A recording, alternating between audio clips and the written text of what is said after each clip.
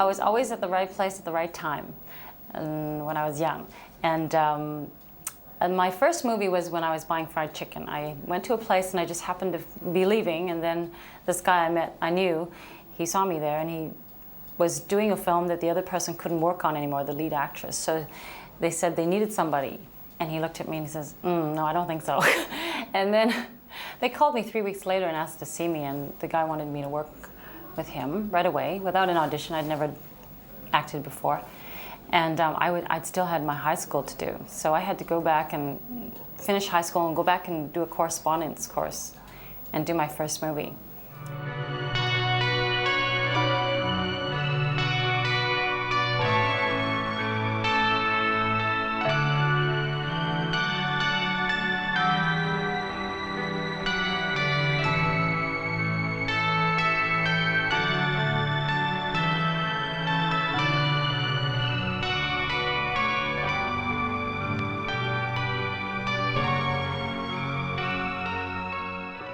I remember when John Woo met me, because he's very quiet, you know, and he said, you know, I have a movie.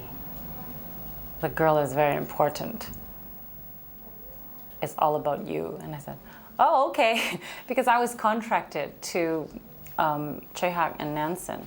And so he was doing a collaboration with them. And so, and I had known him since Taiwan. We used to go to this eatery together, and he was very quiet, always sitting in the back. And so I thought I knew him, so I said, oh sure, I'd love to do a movie with you, like that.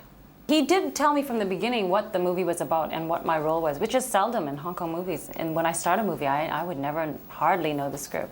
Only with Choi Hak I do. And with John too, he did tell me the whole story, so I knew what this girl was about. So I just did the best I could do to make people feel that she was worth it. When I did the movie, I realized that it wasn't all about me. But you know, John is very respecting of his actors. I must give him that, because I don't think I pleased him as much as I should have, and I probably wasn't as professional as I should have been. But I thought he was very good to his actors, to Zhao Yunfat, to me, and to Lee. He was very respectful to all the actors. But he did, you know, he was more, you know, you do what you think you should do.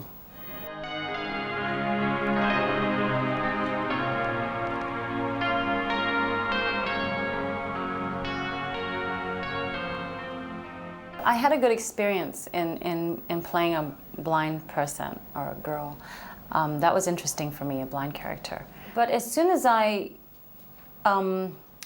became blind, I felt blind. It was pretty dark, and I felt as if I couldn't see anything, and it was a lot more about feel than, and as the movie progressed, it was much better. I got more of a hang of it. I would stay at home, turn off all the lights, close my eyes, and feel around the house, and I'm really afraid of the dark, so when I felt blind, it was scary. And Jennie's a much stronger person, so she wasn't afraid of the dark, but I am. Somehow when you're blind, all the other senses pop up, you know?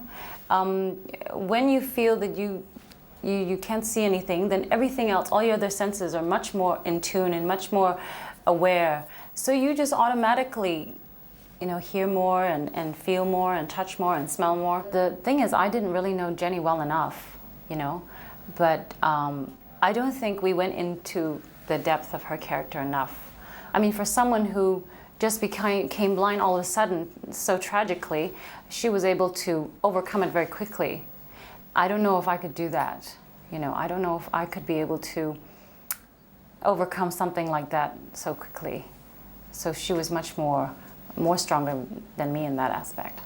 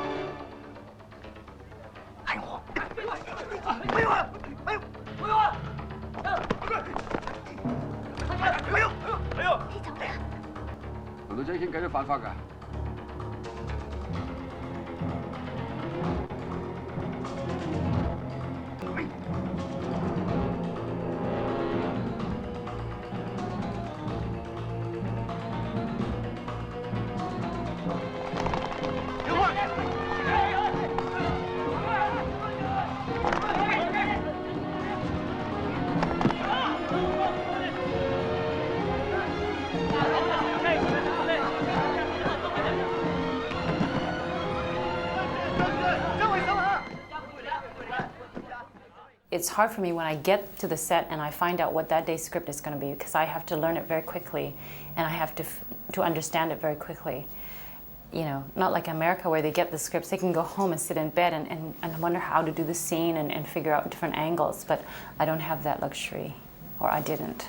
We did a few rehearsals, but I don't think it's anything like blocking in the States, because I've seen some clips of people actually sitting down with scripts. For one thing, we don't have scripts, so we can't sit down with scripts. But we would do a sort of a walkthrough, and you have an idea. But you know, none of the actors, they give themselves fully when you're just walking through, so you never know what's going to happen when it actually happens. So I think we're well trained to just not walk through.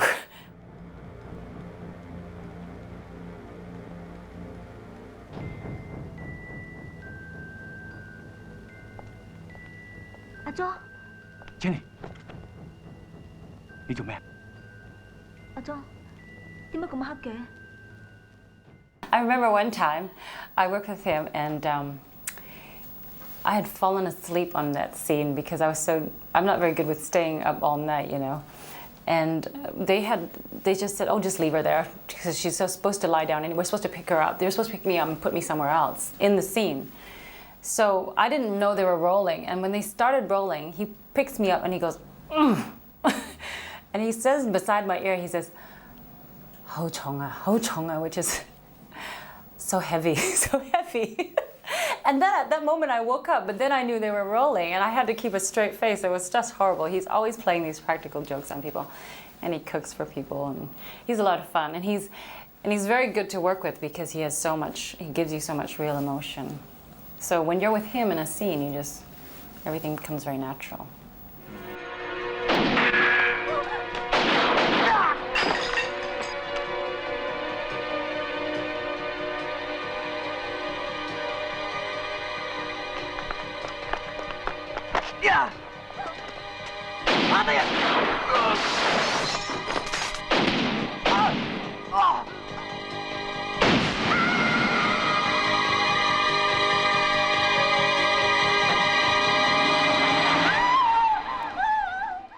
They shot it right in front of me, and I didn't know the dangers of it then. It wouldn't occur to me to be afraid because, you know, in Hong Kong when they do movies, you're not supposed to tell people you're scared and you're not supposed to voice that out. So when they said, oh, we're gonna shoot a gun, in front of your eyes, I was like, okay. Yeah, there was one scene where he said,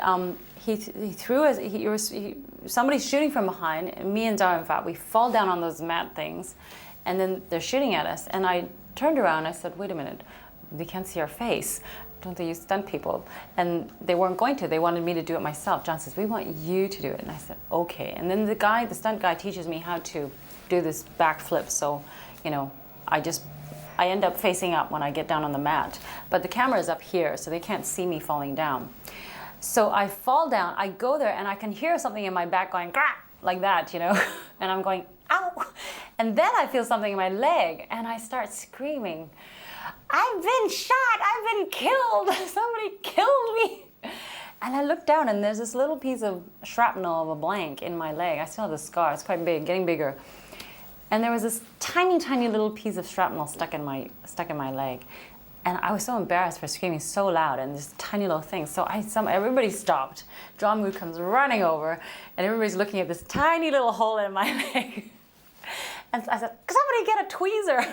So somebody came out and tweezed it out and I said, oh my God, I've been shot. And we wrapped myself up and John said, can you still work? And I said, I think so. It was quite painful.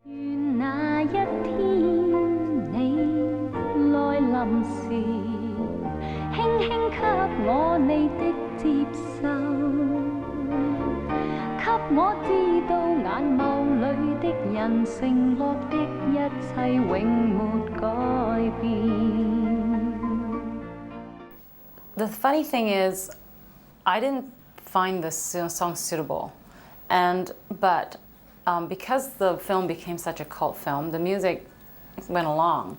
And so many people love the songs, and people write to my website constantly. A guy from Paris wrote, and people from, I don't know where, Zimbabwe or something, and everywhere they write and ask, where can I find that album? And so I make little CD copies for them, you know, out of my own, you know, and because you can't buy them anymore. And so those songs were made for the movie, and they were requested by the company. So I don't really remember what they were about, and I didn't think the songs were suitable. But I guess they were suitable for the lounge scene that we shot for the movie. 我已未走過淚，開心寫意，就會隔絕眼淚。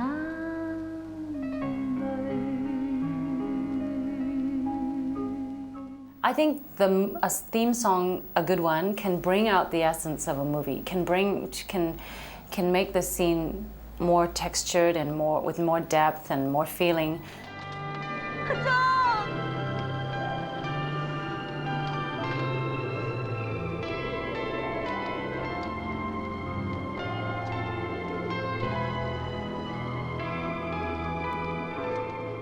Crawling was a bit really dramatic, you know. I thought, well, even when I saw it in the theater, I was going, oh, must they, you know, go past each other? Because the voices are there. You can sort of hear the voices. So they're just next to each other, the voices. So I would have thought, being blind and supposed to be quite intelligent, I could just find him, you know, because I'm the blind one. I'm the more sensitive one. But I guess in that kind of situation, you wouldn't.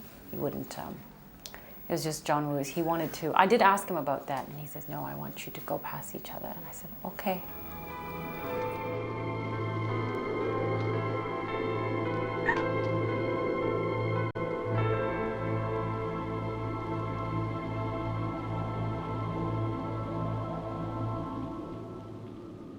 I'm very proud of how this movie what this movie has become for John and for Zhao Yunfa and for the Chinese or Hong Kong movie industry.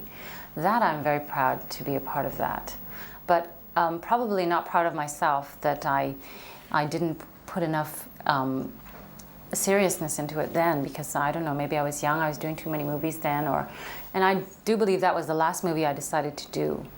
I decided not to make movies anymore after that one. So probably if I had another chance to do better, I would. And not just John's movie, any movie I would have done back then, because I had put more emphasis on some rather than others. Because in Hong Kong, you don't always get a good role for women.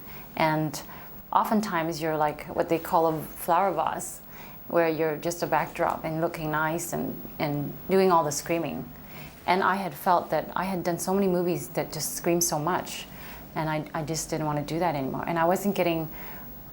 Everybody thought I was really funny for some reason, and thought I was the Goldie Hawn or Shirley MacLaine, and so people wouldn't give me any serious roles, and I didn't want to... At that time, I was too young to go out and fight for them, I suppose, and so I just said, okay, I'll just stop for a while.